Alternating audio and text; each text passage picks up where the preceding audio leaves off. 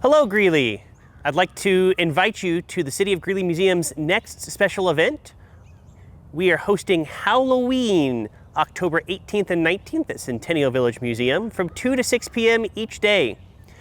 We will be having an enormous trick-or-treat event with lots of candy and other goodies for kids of all ages to collect from both museum staff and sponsoring organizations, as well as several other activities going on that day.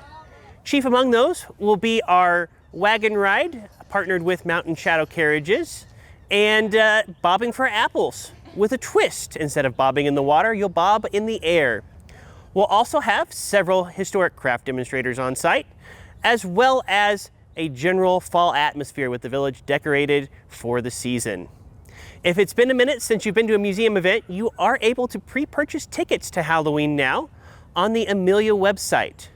For more information or to get your tickets, you can visit greeleymuseums.com or call any of the museum locations. Hello, Greeley. I'm excited to invite you to a new program at Centennial Village. This Halloween, we'll be debuting the Candlelit Creeps program.